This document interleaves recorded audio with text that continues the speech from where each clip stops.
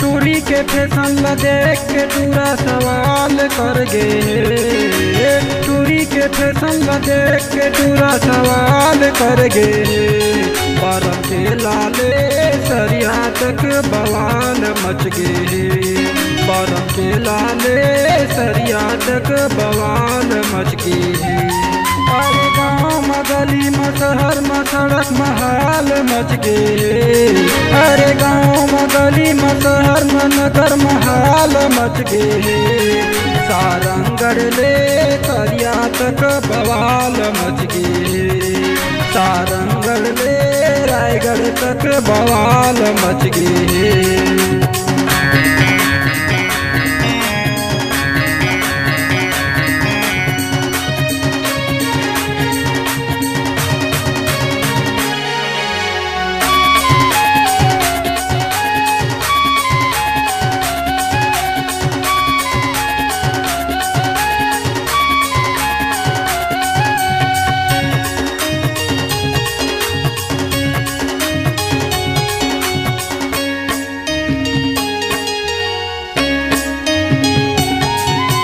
पहन के करिया चश्मा टूरी के देखा के हंसना। हाथ में धरे मोबाइल मारा के टूरी स्टाइल।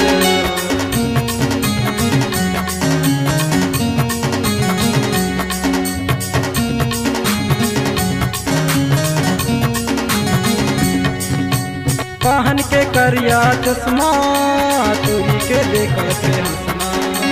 हाथ में धरे मोबाइल मारा के कोई स्टाइल। अरे नदिया में नरवा में तरिया में हाहाकार मच गे।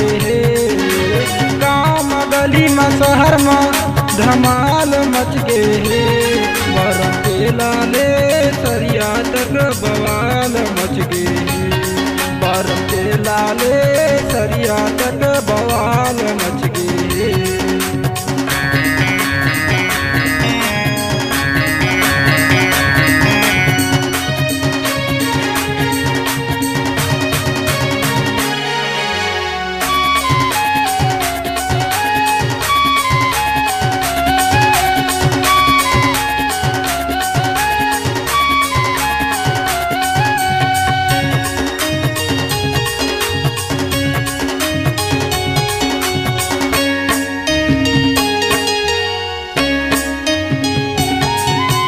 पढ़े जावत है कॉलेज ला ये टूरी के नॉलेज।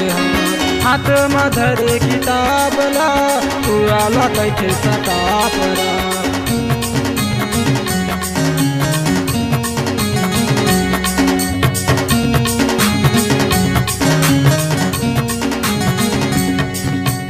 पढ़े जावत है कॉलेज ला ये टूरी के नॉलेज। हाथ में धरे किताब ला पूरा ला कैसे सताप रा। होटल में ठेला में ढाबा में हाहाकार मच गे। गाँव में गली में शहर में धमाल मच गे।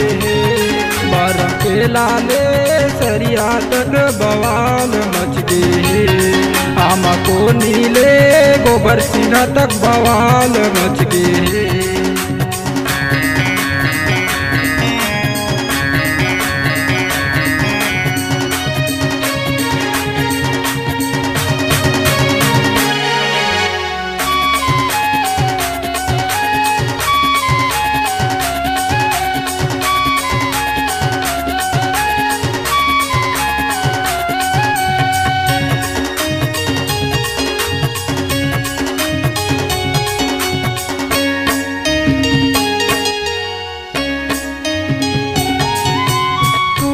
कैसे टूराला रुक जा तोला बताऊं।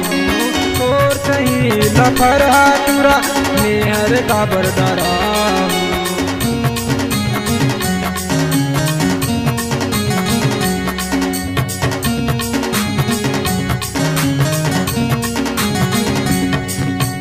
टूरिया कैसे टूराला रुक जा तोला बताऊं। और सही लफड़ा टूरा मेहर का बरदरा। अरे पगला दीवाना आवारा के सवाल कर दे।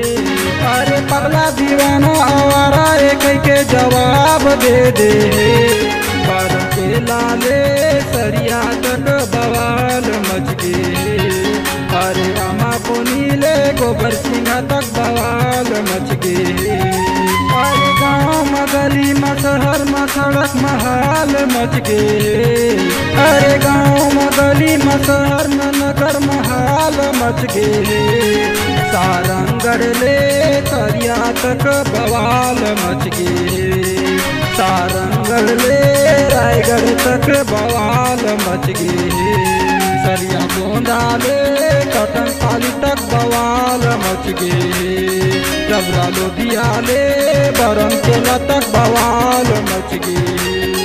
जमरू मीरी के गाना में भैया धमाल मच गए। सारंगढ़ ले रायगढ़ तक बवाल मच गए।